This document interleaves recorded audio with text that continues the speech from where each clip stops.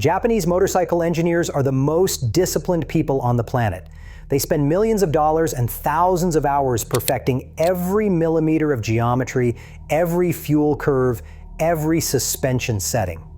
Then some rider with a credit card and a YouTube account ruins it all in a single weekend. I'm not anti-mod, I'm anti-bad engineering. I'm breaking down the upgrades that are not improvements at all. They are mechanical disasters dressed up as performance parts. These are not just money pits. They are safety traps that degrade the genius engineering you paid for in the first place. Here's what you need to understand. Japanese police bikes, the Shirobai units, stay completely stock.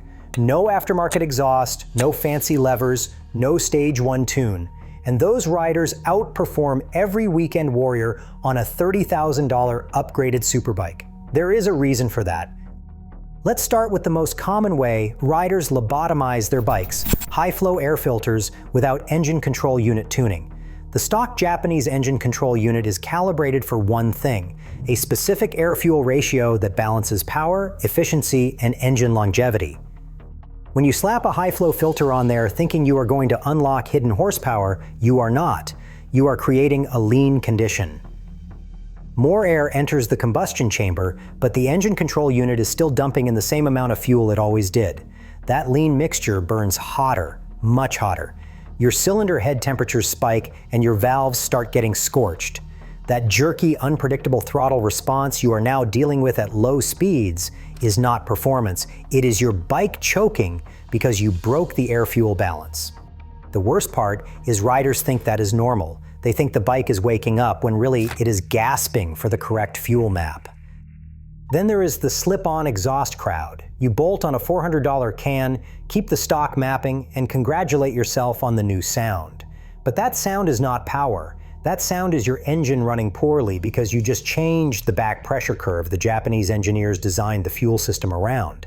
Stock exhaust has specific back pressure that helps scavenge exhaust gases and maintain velocity through the revolutions per minute range. When you change that without retuning, you are not making power. You are making noise and destroying your mid-range torque. Now let's talk about pod filters. Riders rip out the entire airbox and slap on individual pod filters because it looks race-inspired. What you have actually done is destroyed the intake velocity stacking. The factory airbox is a tuned resonance chamber that smooths airflow and maintains consistent velocity to each cylinder. Pod filters suck in whatever air is around them, humid air, dirty air, turbulent air from your front wheel. I have seen bikes with pod filters run like absolute garbage in the rain because they are sucking in water vapor. Then the same riders blame Japanese quality when the bike bogs down. No. You removed the engineered solution to that exact problem. Here is the reality check. Those Shirobai VFR 800 motorcycles I mentioned run the stock airbox, stock exhaust, stock mapping. And they are reliable enough to chase criminals through Tokyo traffic for 100,000 miles without a hiccup. Meanwhile, your Stage 1 Ninja is in the shop every 5,000 miles, wondering why the valves are toast. The math is simple. If you want more power, you need a complete system. Intake, exhaust, and a proper dyno tune that costs real money. Anything less than that, and you are not upgrading. You are degrading a machine that was already better than you are. Speaking of reliability disasters, let's talk about the parts that can literally lock your wheels at highway speed. Cheap CNC shorty levers are everywhere. Every online marketplace is flooded with them. $30 and you get that race-inspired look with adjustable reach and anodized colors. What you are actually buying is a guillotine for your front wheel. Here is the mechanical reality most riders do not understand. The brake lever pivots on a pin that needs extremely tight tolerances. When you pull the lever, it pushes the master cylinder piston forward. When you release it, that piston needs to retract completely so brake fluid can return to the reservoir. Cheap levers have garbage pivot tolerances. The pin wobbles. The lever does not return to exactly the same position every time, and when that happens, the master cylinder piston does not fully retract. Fluid cannot flow back. The system stays partially pressurized. Now here is where it gets deadly. You are riding on a hot day. Your brakes get warm from normal use. Hot brake fluid expands. But because your cheap lever is not allowing the system to equalize pressure, that expanding fluid has nowhere to go. The brakes start dragging. Dragging brakes get hotter. Hotter brakes expand the fluid more. It is a death spiral that can end with your front wheel locking up at 60 miles per hour. I have seen this happen. A rider goes down hard, blames brake failure, and the insurance investigator finds a $30 Chinese lever that cost him $4,000 in medical bills and a totaled bike. That's the real math on these things. Then there's the braided brake line crowd. Riders swap out the factory rubber lines thinking they are going to get better feel. Braided lines can improve feel when installed and bled correctly, but most street riders do not need them, and many install them poorly. Most do not properly bleed the system afterward. You have air trapped in there, and now your upgraded brakes feel like mush. The braided lines did not improve anything because you negated the benefit with sloppy installation. Here is what people do not understand about Japanese factory rubber brake lines. They are designed to expand slightly under pressure. That expansion gives you progressive feel. It is engineered compliance that lets you modulate braking force smoothly. Braided lines remove that compliance. They are stiffer, which is great for racing where you need instant on-off response. But for street riding, you just made your brakes harder to modulate for zero actual benefit. Now let's talk about sintered brake pads on street bikes. Riders see race compound and think it is automatically better. Sintered pads are designed for track use where they are constantly hot. They need heat to work properly, and on the street they are cold most of the time. Cold sintered pads have terrible initial bite. You pull the brake lever and nothing happens until the pads heat up. Then suddenly they grab hard, and you are fighting to modulate them. Plus they are noisy as hell, and they chew through your rotors like sandpaper. You are grinding down rotors that cost $300 to get a race feel you do not need while commuting to work. The brutal truth? If you cannot modulate stock Japanese brakes with stock pads, the problem is not the parts. The problem is you do not know how to brake properly. That is a rider skill issue, not a hardware issue. Now let's talk about how riders are sabotaging the geometry that Japanese engineers spent thousands of hours perfecting. Oversized rear tires are one of the dumbest trends in motorcycle modification. Riders see a 190 section tire and think bigger is better. They slap it on a rim that was designed for a 180 section. What you have actually done is create a profile pinch. Here is the mechanical reality. When you mount a wider tire on a narrower rim, the tire does not maintain its intended profile. It gets pinched. The contact patch changes shape, and the sidewalls get stressed in ways they were not designed for. Most importantly, the turn in geometry gets completely ruined. The bike resists leaning because the contact patch is fighting you. Then suddenly, it falls into the corner unpredictably because you have passed the tipping point of that pinched profile. You are not carving smooth lines anymore. You are wrestling the bike through every turn. That is not performance. That is mental fatigue multiplied by every corner you ride. Japanese engineers calculated the exact tire width for the rim width, the swing arm geometry, and the rake and trail numbers.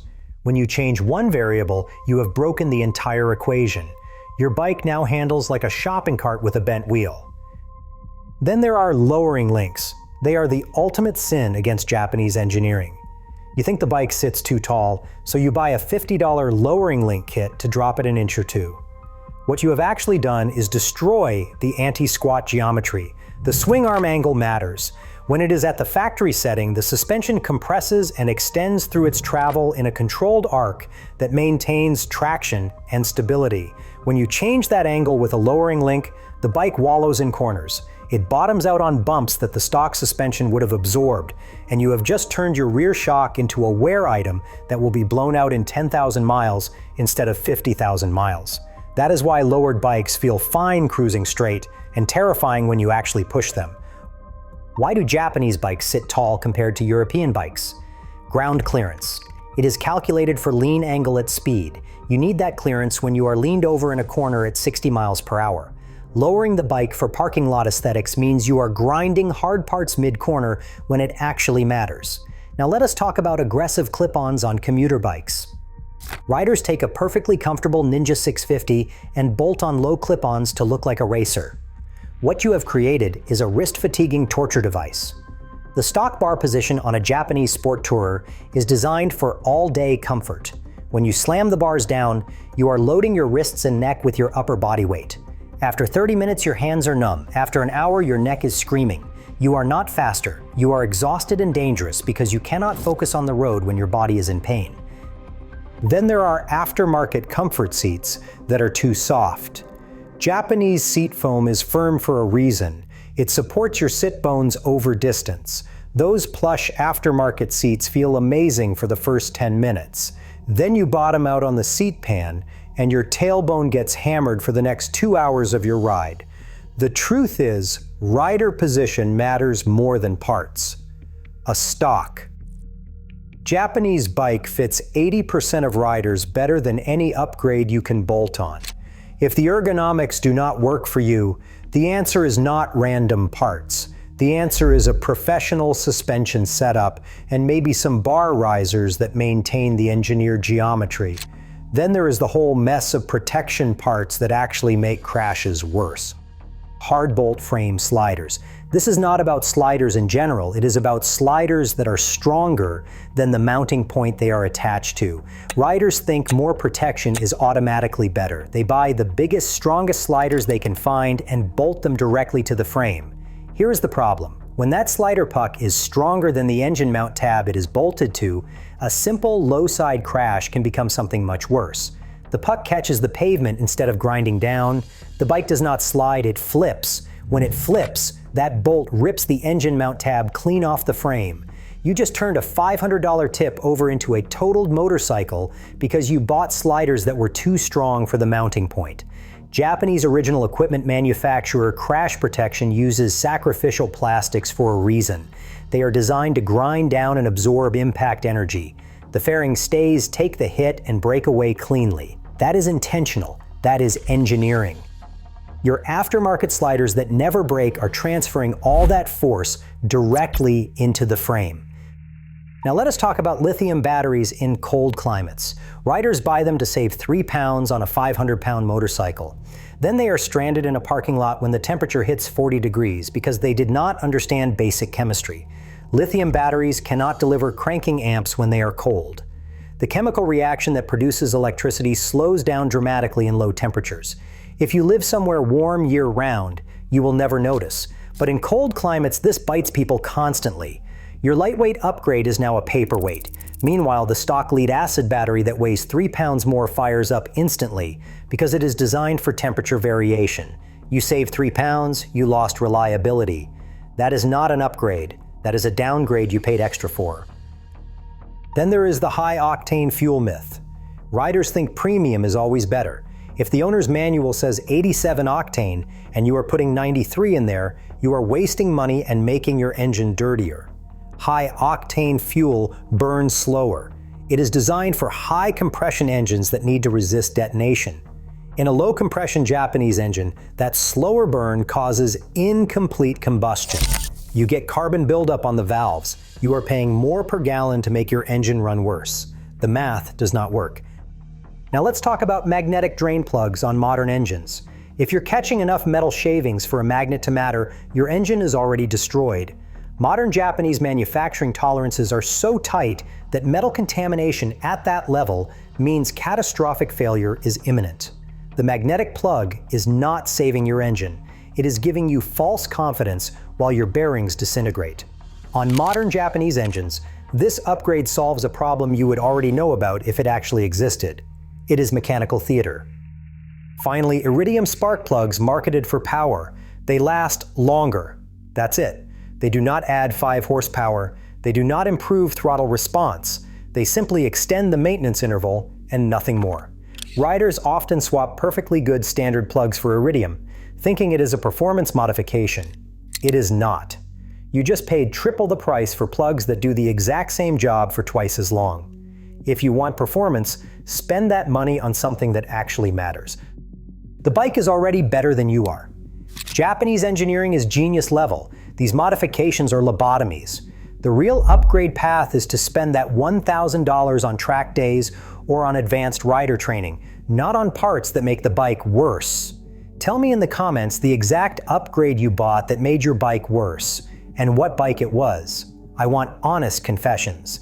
Hit subscribe so we can keep exposing the expensive lies and build a smarter riding community together.